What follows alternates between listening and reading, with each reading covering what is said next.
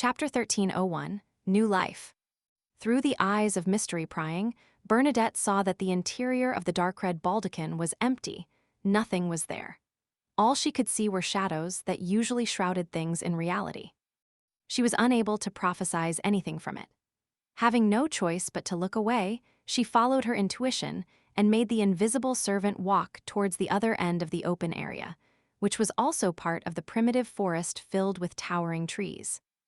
As the invisible servant couldn't be too far away from her, she silently followed behind while wearing the invisibility hat. She unhurriedly passed through the area where all the creatures on the island were gathered. Here, the sky seemed to be perpetually gloomy, one permeated by a faint blackness. Time passed quickly. The invisible servant entered the forest that blotted out the sky with the tree branches and everything before it suddenly dimmed. Right on the heels of that, the nearly transparent, cold, and undetectable eyes of mystery prying saw through the dim environment. There were pale white corpses placed in between the trees. Skulls and rotting corpses hung down from many branches. They consisted of dragons, avian creatures, and some had 8 legs, while others were strange giant trees that occupied every empty spot in the forest. At a glance, Bernadette seemed to have arrived at a cemetery. A scene naturally surfaced in her mind. It was a scene of supernatural beings giving birth to their descendants before they died, thus passing on their beyonder characteristics to them. And these creatures would struggle towards this region in the primitive forest from every direction, in search of an unoccupied spot. Then, facing a particular direction, they would silently die, gradually rotting and being reduced to bones. What's the meaning behind this? As a clairvoyant, Bernadette fully believed that the scenes produced in her mind were what had happened in the real world. However, she was puzzled about the type of power that made the creatures on this primitive island choose this area as their tomb. Furthermore, since Grimm, William, and Polly, who had died long ago, appeared to remain alive in some form, it didn't make sense that supernatural and mutated creatures that had stayed on this island all this while and had suffered even more corruption would end up dying. This made Bernadette frown slightly as she directed the invisible servant to continue proceeding deeper into the creature cemetery. Just like that, the invisible servant proceeded forward for nearly 15 minutes in this forest, filled with bones and corpses. Finally, it saw a fourth object beyond trees, weeds, and corpses. It was a black stone pillar. It was very thick, with a width spanning about 6 arm spans and 30 to 40 meters tall. Its surface was covered with rings which were signs of weathering. It resembled a finger wearing rings that didn't suit its size. Bernadette made the eyes of mystery prying observe the stone pillar for several seconds, but she didn't discover anything mysterious about it.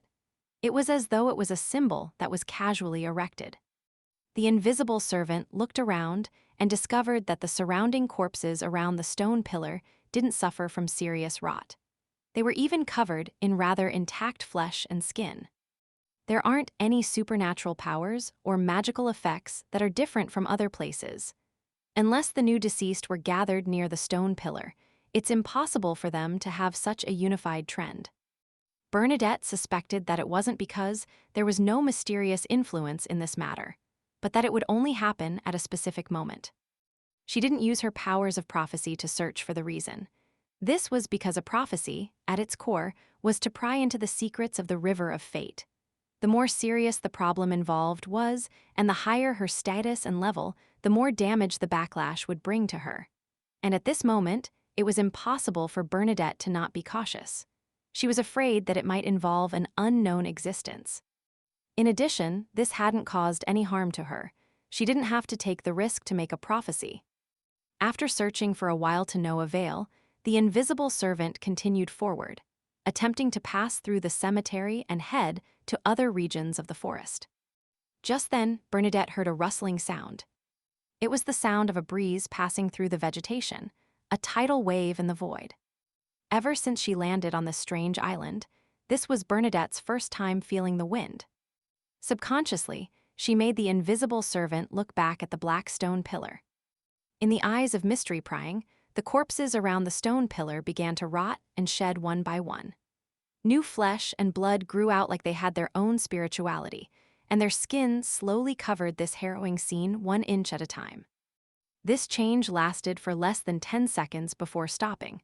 A small number of the corpses no longer showed any signs of decay. It looked like they had just died.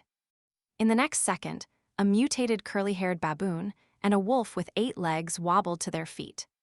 Their fur was slightly white and their skin was slightly dry, their eyes dull and cold. Then, the 2 originally deceased creatures each got their bearings and left the cemetery from different spots. Bernadette's gaze froze as she watched this.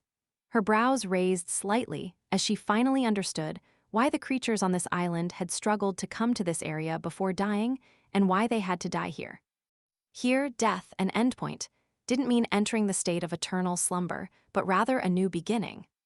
Furthermore, this wasn't the resurrection of a zombie or skeleton that a spirit guide was capable of. It was a new life with a certain will and vitality. A distortion and disorder of the world's underlying rules. In addition, it seems to contain some mystery from the Black Emperor's resurrection. However, those who obtained new life aren't in a proper state. They're even closer to zombies. Such revivals are very problematic. Klein, who was above the gray fog, also saw this scene and had many guesses. Of course, this was under the premise that the Emperor had fundamentally left his last mausoleum here and exerted some form of influence here. As he thought about it, Klein rejected this idea. This was because, before the Emperor became an angel, this primitive island had a similar situation. The dead Grimm was proof. Yes, the exact details that happened back then might not be the same as what's happening now. Perhaps, compared to the past, it has already been distorted and disordered. Klein nodded gently, prepared to bless and protect Bernadette at any time. Bernadette also came up with a guess. She didn't allow the invisible servant to stay in its spot to wait for a new tide of life. This was because she had foreseen a development. After being repeatedly affected by the new tide of life, the invisible servant would oddly develop some sort of sentience and come alive. In addition, it wasn't that the invisible servant hadn't done any investigation prior to this, but it had ultimately failed to discover anything special about the Black Stone Pillar. Bernadette didn't believe that it would gain anything new by remaining here. In such a situation, it was better to establish a basic understanding of the primitive island rather than alarming an unknown existence due to a deeper study. Many a time, there were problems that eluded one in the beginning, but the answer might be nearer to the end. This was thanks to the experience that Bernadette had accumulated over all these years. The corpses on the trees and branches gradually grew fewer as the invisible servant moved forward. During this process, Bernadette discovered another phenomenon. In the new tide of life, it wasn't certain that a corpse would be revived. However, once they revived and left the empty area, the rest of the corpses would be attracted like metal to magnets in the next 5 minutes. They would stiffly move towards the center, filling up the corresponding spots like they were in line for a bestowment. The law of beyonder characteristics convergence? No, it doesn't seem like it. The deceased have already passed down their characteristics. As Bernadette's thoughts wandered, she suddenly thought of a question. It's impossible for the deceased to produce new beyonder characteristics after obtaining new life. But do they still possess their powers in their previous lives? Once I have a complete grasp of the situation on this island, I can find a resurrected being to test it out. Bernadette quickly made a decision and followed the invisible servant's route forward. She didn't use any beyonder powers other than her invisibility hat. She hoped that she wouldn't disturb the environment and miss out on any details. Therefore, she didn't walk too fast. She took about 15 minutes to leave the cemetery.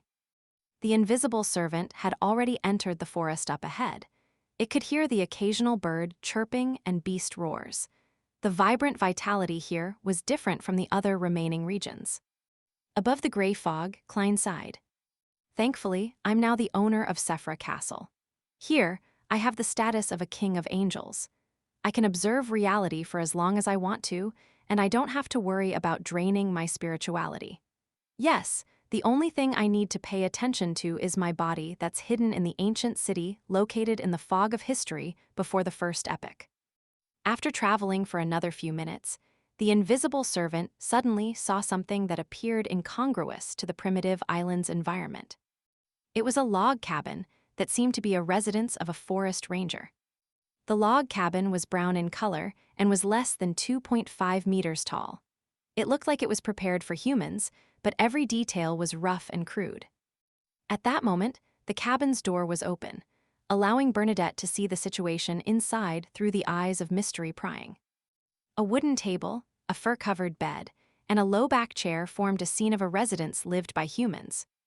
Who lives here? With a thought from Bernadette, the invisible servant rapidly approached the cabin in search for possible clues. It then realized that the interior of the cabin was ice cold. Apart from the furniture, there was nothing else. It seemed like no one had lived there for a very long time. Just as Bernadette was using the eyes of mystery, prying to carefully inspect every detail in the cabin, she suddenly had a premonition. She hurriedly made the invisible servant turn around. At some point in time, a person had appeared behind the invisible servant. He was wearing luxurious clothes from the Roselle era. His hair was completely white, and he looked old. He had a pair of light blue eyes that were extremely cold and blank. Edwards.